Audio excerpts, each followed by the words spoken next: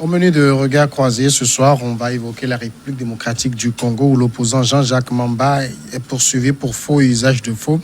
Nous irons également au Burundi. La présidentielle, les résultats officiels viennent de tomber. C'est le candidat du parti au pouvoir qui l'emporte avec un peu plus de 68% des voix. Nous en parlons tout à l'heure. On parlera aussi de la Côte d'Ivoire où Laurent Gbagbo met en place un comité scientifique de réflexion sur la crise du coronavirus. Et puis le Togo, on va commenter ces propos de Fulbert Atisso qui déclare qu'au Togo, l'opposition est devenue l'ennemi de l'opposition. Nous en parlons tout de suite avec Dimas Tikodo du Forum de la Semaine. Bonsoir Dimas. Bonsoir Samuel, bonsoir à toutes celles et à tous ceux qui nous suivent de près ou de loin. Face à vous, David Diagbavi, togosite.com. Bonsoir David. Bonsoir Samuel, bonsoir Dimas. Bonsoir David. La République démocratique du Congo, l'opposant Jean-Jacques Mamba a passé sa première nuit en résidence surveillée dans un hôtel après une interpellation musclée dans la matinée de samedi à Kinshasa. Ce député du mouvement de libération du Congo, le parti de Jean-Pierre Bemba, auteur de la pétition visant la destitution de Jean-Marc Kabound du poste de premier vice-président de l'Assemblée nationale, est poursuivi en procédure de flagrance pour faux et usage de faux. Dimas Dikodo, on a vu dans cette affaire, le Parlement a un peu fait bloc derrière le député parce que l'affaire n'a pas passé devant le Parlement pour qu'on discute d'abord de la levée de son immunité. Oui, parce que ce qu'on appelle frag là, en droit a ses règles. C'est pas parce qu'un député est supposé être pris en flagrant délit qu'il faut sauter sur lui. Il y a une procédure appropriée et cette procédure, c'est de saisir le présidium du Parlement qui décide ou bien qui acte la flagrance avant que la justice ne passe à l'action pour pouvoir arrêter le député. Et là aussi, la flagrance doit être bien prouvée. On ne peut pas se lever pour des raisons politiciennes, trouver des arguments ou bien la flagrance un peu partout, des délits partout, des crimes partout, et sauter sur un député, l'arrêter de façon musclée. Je pense qu'un élu du peuple, c'est quelqu'un qui mérite beaucoup de respect. Il représente toute une frange de la population et d'ailleurs le mandat impératif n'existant pas au niveau de nos parlements, au niveau de nos régimes, un député élu dans une circonscription, c'est un député du peuple et il représente le peuple en entier. Et cet élu du peuple, tout comme le président de la République, a droit à tout le respect dû à son rang. Et donc, je vois que c'est des règlements de compte politique, c'est exagéré. S'ils veulent passer au procès, on verra ce que le procès va réellement donner. Je pense que la justice doit se réveiller quand même. C'est le parquet qui a agi de la sorte, qui a commandité son arrestation, même si c'est pour des raisons politiques, ce qui n'a pas de doute, ça se voit clairement. Je pense que les juges assis doivent avoir le courage de dire que la procédure est violée de bout en bout et mettre le député en liberté. Mais dans un pays qui, aujourd'hui, depuis l'avènement de Tshisekedi, fait le chantre de la démocratie, du respect des procédures judiciaires, comment on peut comprendre qu'on aille prendre Manu Militari, un député, sans s'assurer en amont de respecter les conditions qu'il faut? Ce qui se passe en RDC aujourd'hui, c'est la consécration ou alors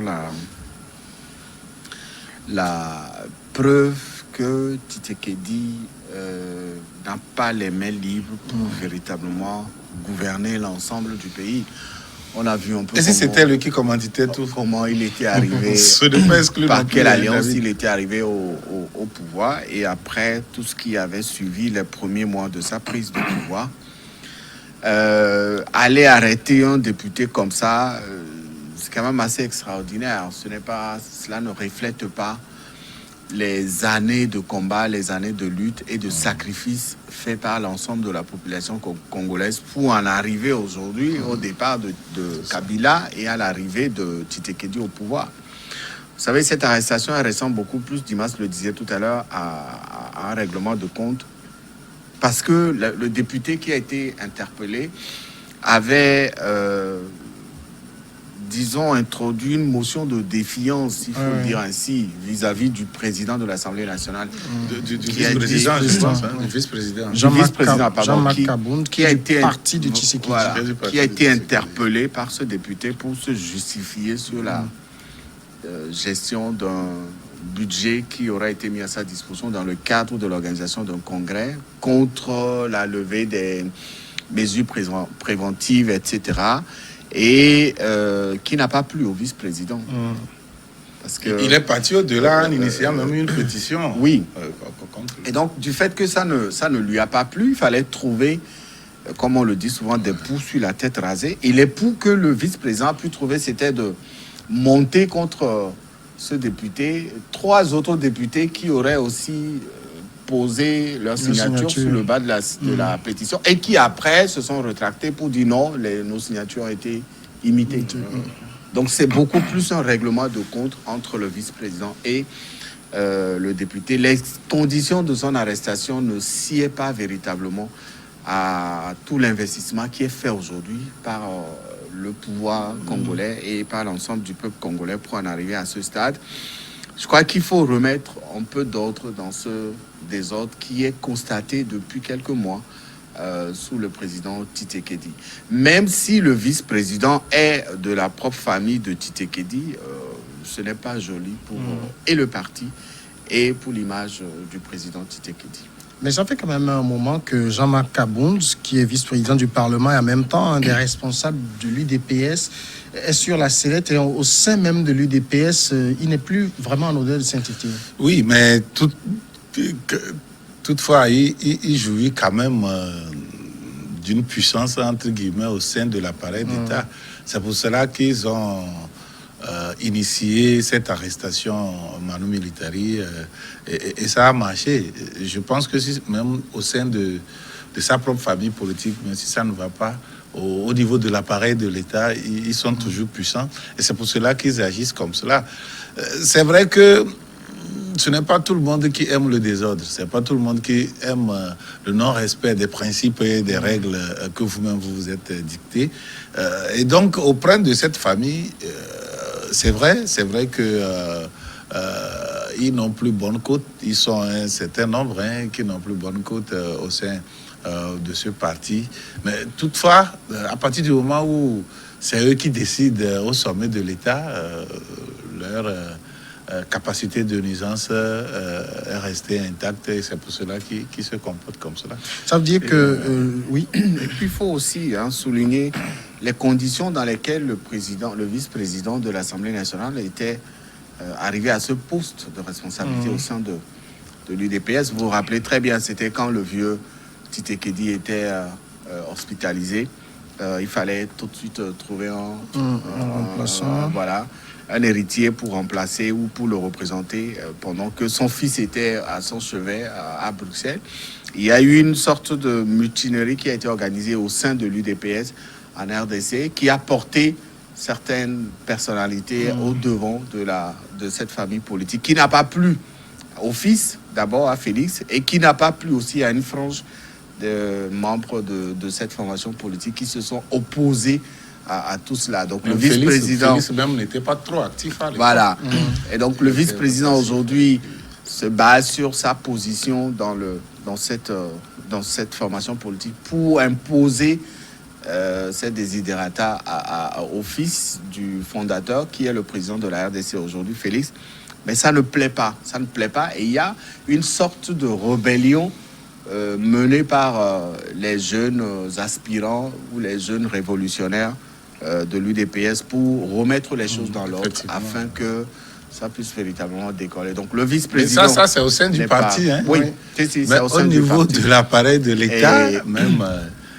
ça risque de créer d'autres situations si le président Tshisekedi ne réagit pas pour calmer les ardeurs des uns et des autres et remettre de l'ordre dans sa famille. Mais ça, c'est aussi une affaire, quand on le voit, c'est les députés qui s'affrontent, c'est une affaire entre parlementaires. En principe. Et ça va se limiter par là. Mais on veut en faire un règlement de compte politique bien assaisonné, bien pimenté. Et vous avez vu ce que ça a commencé par donner. En principe, on ne peut pas mener un débat au sein du Parlement qui doit déboucher sur les arrestations. Le Parlement, c'est en principe le lieu de prédilection de la libre parole. C'est le lieu où, moi, si on me demande un jour de choisir entre le pouvoir exécutif, le Parlement et le pouvoir judiciaire, je préfère le Parlement. Au niveau du Parlement, en principe, tu es libre de critiquer, même jusqu'à critiquer ta propre famille politique. N'empêche, au moment venu, vous pouvez être solidaire pour prendre des décisions allant dans les directives, dans la direction de ce que votre chef de parti, votre président, qui est celui qui est au pouvoir, allant dans le sens de sa gouvernance, mais toutefois, pour prendre la parole, pour aller dans la gestion du pays, pour aller dans la préservation des acquis démocratiques, de la transparence, de la bonne gouvernance, je pense que le député doit être libre. Libre pour parler, libre pour dénoncer de gauche à droite, libre pour mener ses actions politiques. Moi, c'est ici que moi je vois des députés complètement crispés. Je parle de l'Afrique, pas uniquement au Togo. Mais dans pratiquement toute l'Afrique, c'est ici je vois des députés crispés. Qui ont même peur de prendre la qui parole. ont peur de prendre la parole pour faire vivre le Parlement. En principe, le débat politique ne doit pas être dans la rue. Mais c'est parce que ça manque au Parlement que ça débouche dans les rues un peu partout en Afrique. Ça doit être transposé au Parlement, qui est d'ailleurs le véritable lieu de débat et de la préservation des acquis démocratiques. Vous savez, en Afrique du Sud, il y avait un député, juste après Mandela, il y avait un député blanc. Il est le seul, pratiquement, de ce Parlement. C'était un Parlement régional. Mais, vous savez, je me rappelle plus bien. Ce que je sais, c'est que lui seul faisait voter des lois pour sa communauté. Il était complètement mis en minorité. Mais compte tenu du fait que le débat est là, et il mettait la presse à contribution, il démontrait à chaque fois qu'il amène un projet au Parlement, ben, il ramène ça au niveau de la presse pour expliquer ça, pour expliquer le bien fondé de ce qu'il voulait défendre à la population. Je vous assure qu'il a mené les autres députés à le suivre. C'est comme ça le Parlement. Et donc, si un débat au Parlement, une exigence, que ce soit au niveau de la transparence, que ce soit au niveau d'interpellation de gauche à droite pour qu'on s'explique pour un certain nombre de choses, si cela doit déboucher sur ces arrestations spectaculaires qui décrédibilisent ce qu'on appelle la démocratie, qui décrédibilisent le rôle même que doit jouer le député au sein de nos communautés, je pense que nous avons encore de longs chemins à faire en Afrique. Et ça fait pitié, quoi. En même temps, est-ce que lui, il ne devrait pas s'y attendre un peu? Parce que lui, il est député du parti de Jean-Pierre Bemba. Il fait une pétition pour faire chuter un député du parti présidentiel et il recueille la signature de l'autre allié, c'est-à-dire le parti de Caméré. Le parti de Caméré, celui de Tshisekedi, ils sont en alliance. Il devait s'attendre à recevoir des coups. Des coups, oui, mais pas cette arrestation. C'est ça. C'est une évidence. Déjà, quand vous prenez le nombre de députés qui ont apposé leur signature, c'est une soixantaine, je crois. Sur la centaine de députés qu'il y a dans cette assemblée. Ça veut dire qu'il est en minorité. Donc, il s'attendra véritablement à recevoir des coups.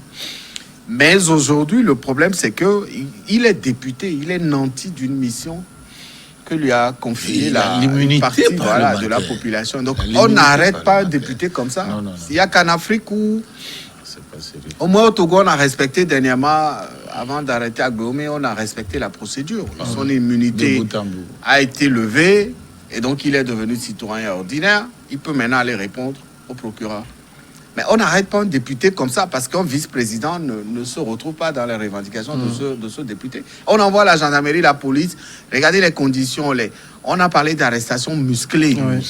Ce n'est pas joli, ce n'est pas bien. C'est mettre en péril C'est vilain. le choix La justice évoque une flagrance. Oui. Et donc, Mais la flagrance vous verrez aussi que respecte un certain nombre de procédures. Voilà. Et le vice-président risquerait de se retrouver dans le camp opposé si ce député venait à porter plainte contre lui sur les conditions de son arrestation. Ça ne se fait pas. C'est vrai qu'il recevra des coups. En même temps, c'est l'autre député qui se plaint que sa signature a été imitée. C'est lui qui est allé porter plainte. Non, mais ils sont combien? Ils sont 3 députés. Il n'y a qu'un seul qui allait porter plainte. 3 députés sur la soixantaine. Ça veut dire qu'il y a un problème. Même si vous n'avez pas signé, même si comment on dit ça, on imite votre signature sous le bas de, au bas de ça la fait pétition. tomber simplement la pétition. Voilà. Ça fait tomber la clair. pétition. Retirez, dites que vous ne vous retrouvez pas dans la pétition ou dans la signature, c'est tout. Ça. Et donc, allez porter plainte député. et accepter que on traîne l'image du pays dans la boue avec autant de dérapages parce que bien. quelqu'un ne veut pas l'autre, etc. C'est pas vilain, joli. c'est Voilà. vilain. Et C'est pas venant, vilain. la cible de cette pétition, c'est le vice-président de l'Assemblée nationale qui est de la famille politique de Tshisekedi. Je pense qu'entre eux, ils pouvaient trouver une Je solution pense que et aller sur un autre terrain pour... Tshisekedi doit faire montre de la maîtrise de la situation. Ce qui n'est pas le Bon, cas. ça le jusqu'à concerne. maintenant. Ici, Oui, c'est sa le famille Parlement, politique. et- C'est sa famille ouais. politique. Et puis, après tout, c'est lui le garant de la liberté, de la démocratie au Congo. C'est lui, après tout, le chef de l'État. Mais il y a C'est aussi la quelque séparation des pouvoirs, puisque ce sont Mais bien c'est un autre sûr, pouvoir. justement, c'est un autre dans ce cas, pouvoir qui c'est a- dans, qui a dans cette un séparation du pouvoir, en ce qui concerne les actions concrètes sur le terrain, le chef de l'État n'a rien à voir. Les gens sont là, ils posent les actes. Mais pour sauver la démocratie, pour garantir la liberté individuelle et collective, c'est le chef de l'État qui répond. C'est lui qui répond. Et donc, quand on dit que non, ce n'est pas lui-même ou ceci ou cela, non, c'est lui qui répond devant l'opinion. Je vous assure que quand il va quitter maintenant, heureusement qu'il y a Covid qui les ont bloqués, quand il va quitter pour une conférence maintenant à l'extérieur, c'est lui que les journalistes vont interpeller. C'est à cette occasion, peut-être vous allez voir des manifestations dehors, et vous allez voir des journalistes lui tendre le micro, mais l'affaire de votre député dans votre pays. Donc, ce qui veut dire que c'est lui qui répond en premier lieu. Et donc, il y a un certain nombre de choses qu'il ne devait pas tolérer. Et donc, s'il veut réellement que la démocratie soit respectée dans le pays, il doit frapper du poing sur la table pour dire, bon, mais moi, il ne peut pas empêcher à ce qu'on arrête un citoyen indélicat, mais qu'on respecte quand même la procédure. Ouais, c'est d'accord. ça. La pause et on passe au second sujet.